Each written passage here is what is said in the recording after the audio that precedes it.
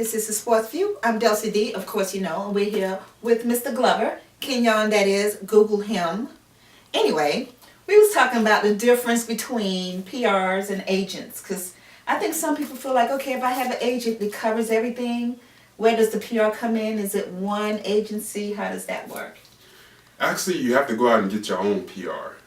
I would probably say PR is probably the most important thing to have. Really? I mean, I would say get a PR, rather than an agent. But the only thing with PR, you have to pay a PR person. An agent, they only take a percentage of the work that you make them.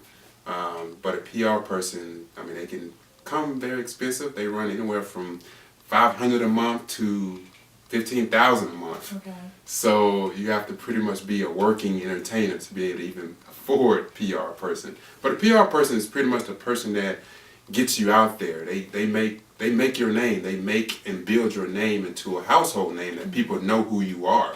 They know you exist. So the PR person, the publicist, is the person that's getting you on the red carpets. So they're more or less branding you. They're branding you. They're branding your name. They're branding your image. They're pretty much making you who you are. You know, I want to touch on something that you said, because we was talking about the agents and how do you know what's a good agent now. Agent come to you or you go to them and they want to work with you, but they're saying you got to pay me up front.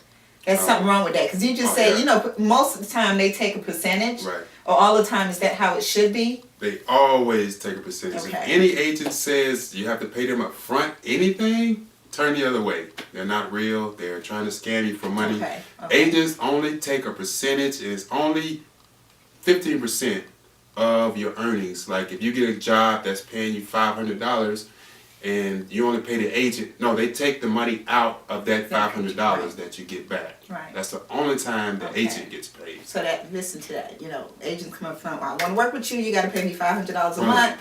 Okay. Yeah. So, we know about working for other people. Let's talk about working for ourselves. And let's talk about Anica. Okay. Now we know that's a sci-fi series. Right. And it's all about Mr. Glover. It's really not. But we know you act in it. Right. You write it. No, I produced it. Produced it. So go ahead and tell us about that, because it's always good to be able to have something of your own. Yes. Anica, how it got started was this guy approached me with this idea, and I was like, okay, I like this idea, because it was a martial arts, action-packed, sci-fi kind of genre. So you do martial arts? Yeah, I'm a martial artist. We didn't touch on that yet. It's a whole... We'll be here till tomorrow. Yeah. It'll be a long Okay, day. so keep going. But it's a martial arts action-packed series. The guy approached me with the idea, and I was like, that's a cool idea. I would like to expand on it. Let's do this, and this with it. Let's expand it and make it more interesting. And, let's make it like a TV series. So we put our heads together and made it into a series, and it's pretty much about a guy, the main character, which is my guy. Okay.